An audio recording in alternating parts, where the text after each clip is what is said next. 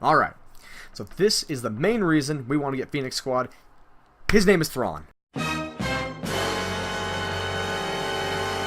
Okay, there's maybe other reasons to get the Phoenix Squad unlocked. They're pretty good. We're going to go over that. But first and foremost, the reason you want to farm Phoenix is because initially you want to get to Thrawn as soon as possible. He is arguably the best dark side character in the game. He has so many uses. First and foremost, let's actually start with the Phoenix Squad. And before we actually get into each character, let's find out where we're going to farm them. So we're just going to get a basic farming guide set up here because they're easy, they're quick, and they're readily accessible. So first and foremost, you're going to start off in your Cantina, and you're going to bump over to the first few and get through to F. And you're going to 3-star this, and that's where you're going to get Hera. And you're not going to go past F until you get Hera unlocked. The second you get Hera unlocked, you want to bump over to Cantina number 2, and thankfully, Ezra is on B. Now, the way I did this is I actually got Hera unlocked, then I unlocked Ezra, then I got Hera to 3 stars, got Ezra to 3 stars. So I bounced back and forth, and the reason for that is I just wanted to keep them kind of even, and you're actually going to get more Cantina energy, so you're going to have more of those tokens, and you're going to get more refreshes on that than you're going to get really anything else in the game. So I was able to actually get Hera and Ezra kind of start up along with my other 3 about the same time. So Hera and Ezra are going to be in your Cantina, first and foremost. And secondly, you're going to bump over here to your Arena. And in Arena, you're going to farm up Kanan. So he's right here, 400 a day. And if you're doing the Arena, you should really be able to get 2 refreshes, or at least get 2 Kanans a day. So you should be getting 10 shards of Kanan a day if you're able to kind of keep like top 500. It's really not too hard. Just do your Arena. I'm actually 251, and as you can see, Phoenix Squad is quite popular here along with the original Rebels. The prizes for that, 500 tokens a day, and then you get your login, so that's going to give you a couple hundred more. So average, you're going to get about 10 a day on Kanan. Then we're going to bump over here to Galactic War. Now, the Galactic War is the biggest struggle and the most time-consuming thing for new players. After you get 150 Galactic Wars complete, you can actually start multi-simming them, but on this account, I haven't done that, so every day it's actually a grind. So what you're going to do is you're going to get your Galactic War tokens. Right now I've got 200, but you're going to get your Galactic War tokens, which give you 1,200 a day if you're able to complete it. So at 1,200 a day, you can actually get 15 shards of Zeb every single day, which is awesome. I'm not able to do it every single day. I would say 6 out of 7 days I'm able to actually go through and on auto finish Galactic War with my Phoenix Squad that I have now. So when I get Zeb, he was my first 7-star character, and if you follow this kind of strategy, he's going to be your first 7-star character as well. So that is 4 of the 5. And then last but not least is good old Chappa. Good old Chappa here. You're going to redeem those hard-earned Cantina battle tokens to get Chopper. Now, those are going to be one of your slowest grinds, just because you're not going to get more than 500 to 600 of these a day, typically. So you're going to get 5 to maybe 10 if you have some rollover from the day before Chopper shards. So Chopper's actually going to take the longest to farm up to 7 stars, but again, well worth it, and as you farm Hera and Ezra back and forth, you'll kind of keep him right there.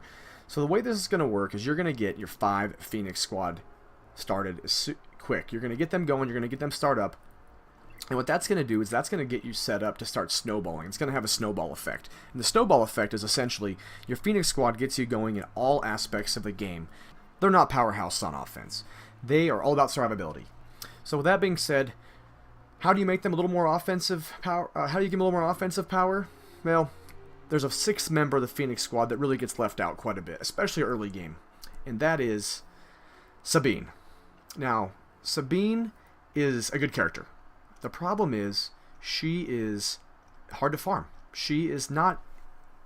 Well, let me take that back. She's not hard to farm. She is a slow farm. She's easy to farm. She's on hard node 1A. Spelling. Hard node 1A. So here she is. So she's on 1A. The problem with this is that you're not going to be wasting your crystals, hard-earned and can be expensive crystals, on refreshing a dark side node for Sabine. She's on 1A.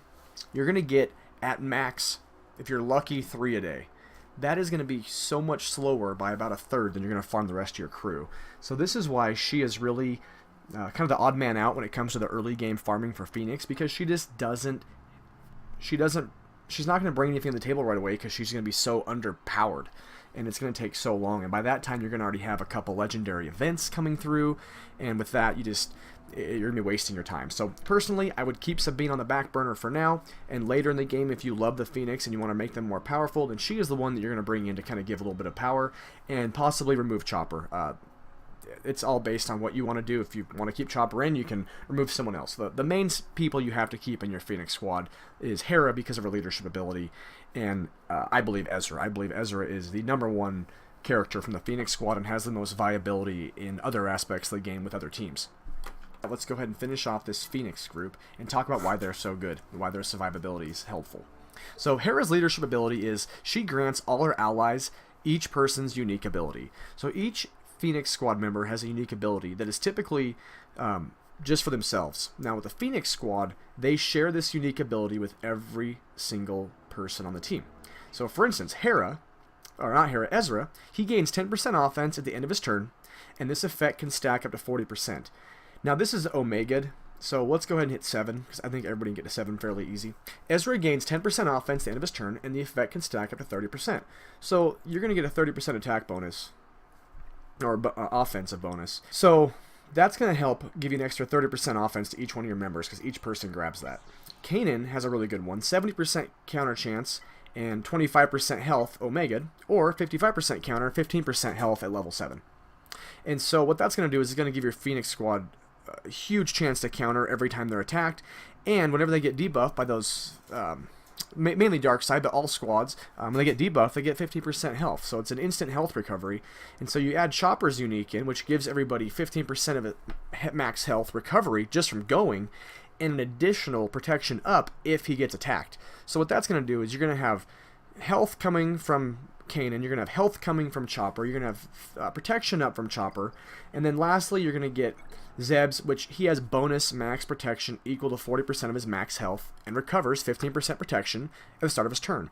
So what's happening is these guys are constantly regenerating health and protection, and then they also have moves that give those. And so at the end of the day, when you're early in the game, they have such good synergy, the best synergy I believe out of all the characters, at least for starting out. And by taking those 5, you're going to unlock a couple legendary characters. It's going to snowball into farther parts of the game. They're needed for territory battles and territory wars, so they're really useful for that. And for Squad Arena, again, I'm not taking first place with them, but they at least can sustain what they're currently doing. So the snowball effect happens when you get these Phoenix Squad. What is a snowball effect? Well, you get them 7-star, you get them 5-star, and that starts unlocking legendary characters. And those legendary characters, as you can see from this alt account, are Emperor Palpatine, who is, with the new meta, one of the best characters in the game right now, and Grand Admiral Thrawn, who I spoke of earlier. Now, Thrawn, his event was a little too early in the game when I started up this alt account, so I missed him. I was able to do a couple things, but I actually was not able to unlock him. So I was able to get a few shards from him, but that's it. So with this, Phoenix is going to give you Thrawn, who is Dark Side and Empire. It's going to give you Emperor Palpatine, who is Dark Side and Empire. And now you're wondering, why is Dark Side and Empire so important? Well, because the best light side character in the game, one of the best, is good old R2-D2, which you see I have him unlocked. And the way that you unlock R2-D2 is with 5 Empire characters. And so what Phoenix Squad does is it unlocks 2 of them just from having the Phoenix Squad. It unlocks Palpatine and Thrawn. You're going to get Vader through playing the game, and you're going to get him from your ship nodes. And then you're going to move on and you're going to pick up a couple other characters. And those characters are going to be Empire also, so you can finish that Empire Squad. And typically you just want to farm 5 Empire characters right away. The problem is that you have Vader. He's very hot and cold in terms of when you're going to get him. It's all based on achievements, and it's also based on just when he's going to pop into the fleet shipments. So what I did is I actually went and I farmed right from the cantina. Once I was done with Hera and Ezra, I went for TIE Fighter Pilot. A couple of reasons. He has a great ship, and he's also Empire. And he really is a good character throughout most of the game. Now, you can see my mods on him are pretty terrible, but he is going to be my additional Empire character. So that way, if the R2 event does come back, I'm going to be able to have Tarkin, TIE Fighter Pilot, hopefully Palpatine by then, because I believe Palpatine will be before R2 since they were in that order earlier, and then I will have my Stormtrooper finished by then.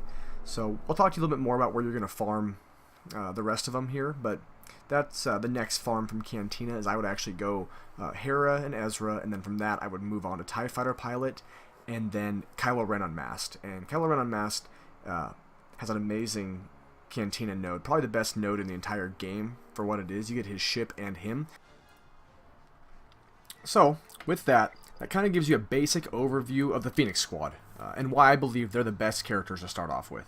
And from that, like I said, I'm about probably about 100 days now from when I started playing this alt account.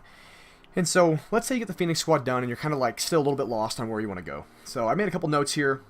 Hard nodes, first and foremost, you're going to farm hard nodes right away. Those hard nodes you want to farm are typically going to be characters that are going to help you in the credit heist, because everybody's going to run into a credit problem. And that's one of the questions I've been asked is, okay, Phoenix Squad's great, but I'm out of money. I mean, I can't even 6 and 7 star my Phoenix Squad because I'm out of money. Well, that's still a problem for people that are level 85 that are well past Phoenix Squad. The money issue is never going to go away right away.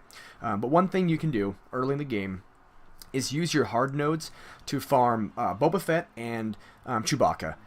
Boba Fett's great, and he's useful throughout the whole game. Chewbacca, not so much, but you do need him for other aspects of the game later. And for the Cantina, you're going to go into, and you are going to farm after Chopper. I would go right for Boba Fett. That way you can get him at least unlocked and start up a little bit. Like I said, mine is not maxed out. He's 9 of 65, but I have him unlocked, so I'm able to do the second tier of the credit heist. And then after you get Boba Fett unlocked, I would go for the Stormtrooper. That way you can have that additional Empire character to get R2-D2 unlocked. And then from the arena, let's move over to the arena real quick again. After you get done with Kanan, I would go over and get... I got Grand Moff Tarkin maxed because I wanted to get my Empire squad up as soon as possible so that when the R2-D2 event comes back, I can get him unlocked at 7 stars. But if you don't want to go for Tarkin, you can also go for, which I think is another good option, Stormtrooper Han. Now, Stormtrooper Han, his viability in the game is not amazing at this point, but he's great for the credit heist. He's still a pretty good tank. And for another legendary character, Commander Luke Skywalker, you're going to need him later anyway, so he's not a bad farm to get. The other one you could get is IG-88. I believe you can use him for the credit heist if you want to unlock him. That's one option. And then moving over to Galactic War, when you are done farming Zeb, which he will be your first 7-star character, so you're going to start farming another character right away. Now what I did is I chose to go with Captain Phasma, because I felt like Dark Side and First Order, I'm kind of working that a little bit early in my personal strategy. But it's not a bad idea to get Biggs for his ship, and also I believe Cad Bane if you want to keep working on that credit heist if you're having some issues. And with the new upcoming Bounty Hunter rework, that might be a good option for you. And then a couple last minute little things. I didn't get into ships too much, but one thing the Phoenix Squad does offer is they have some really, really good ships. So again, looking at my ships in this account, my Ghost is already at 5 of 7 stars, my #1 ship, and they use 3 Phoenix Squad members that each help out for the attack and the power and the defense and everything else. Now the problem with this strategy is if you want to get the other Phoenix Squad ship unlocked, you need Sabine. So that's where you are going to want to unlock Sabine at some point so you can start using this ship. And also these ships will unlock the Chimera, which is the best capital ship in the game, and that's also through Thrawn. So the Phoenix Squad unlocks quite a few options for you. And just a few little last minute little housekeeping notes. One thing you're going to want to also do is you're going to want to go into the mod battles at some point, and you're going to want to get this mod challenge unlocked, the health mods, because this is going to get you some good mods that'll give you some health, and it gives you some good secondaries and primaries. And so that's the only way that I really got mods for my characters at this point, was going in. As you can see, these are all from that, just refreshing that every couple days. I would actually simulate a couple. I didn't want to waste my Cantina energy on mods necessarily because I was trying to farm up my characters, but you have to do a couple simulations to get a few of these mods. And so with that, I was able to mod up my characters enough to survive. And I think that is kind of the basic overview of where I go where I'm going the first 90 days. Thrawn, on the other hand, is a little bit tougher, and I'm going to show you my main account real quick so you can see what I actually did to unlock Thrawn at the time. Because once I unlocked Thrawn, I did not buff up my Phoenix squad again at that point. Alrighty, okay. And we're back. So, real quick, this is my Phoenix squad on my main account.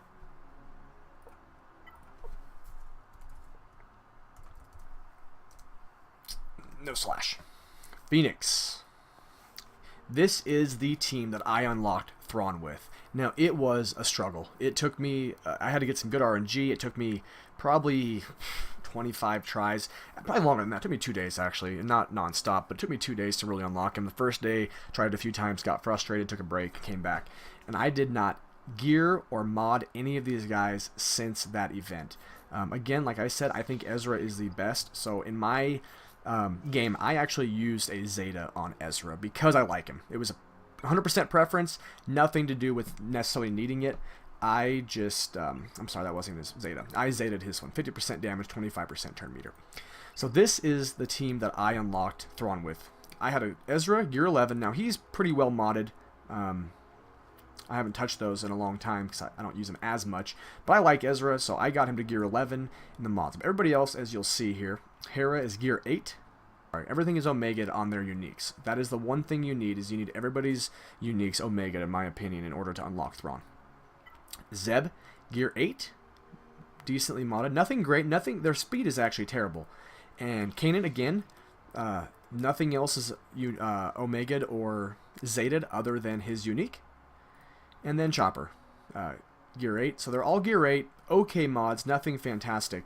But I did have Omegas on their uniques. And I feel like that is the #1 priority to get Thrawn unlocked. And you're going to have to probably get them to level 85. He is not going to be an easy unlock past really 5 stars. So if you have 7 or 5 7-star Phoenix and they're level 80 and they're gear 7, not going to unlock them. Probably not going to unlock Thrawn. But the good news is you have them and you'll keep leveling them up. So, with that being said, guys, I think that kind of concludes, your first 90 days in this game. This is definitely a beginner's guide. I think some of you veterans out there know what's going on, and there's some other great guides out there, so feel free to take a look and just see if this works for you. But for me, so far, it's been great, and what I want to do is I also want to give out my ally code to you guys, so if anybody watching this video needs some help early game, just wants to pick up a pretty good character to kind of progress to their light side and dark side nodes, then feel free to send me an invite, and I will add you to my list and get you going. 105, oh, I got dropped. So this is my current arena squad right now. And this is it, guys. So feel free to add me. I hope you guys enjoyed the video. Please like, comment, subscribe. This is my first video I've ever put out, so I hope that it's up to your guys' standards, and I hope to keep putting out other stuff. It's not going to be on Star Wars Galaxy of Heroes. It's going to be on lots of things. I think my next video is going to be on actually a portable gaming unit that I bought like 2 years ago that has held up so well. I love it. It's like my favorite gaming accessory at this point. So that'll probably be my next video. But until then, may the Force be with you all.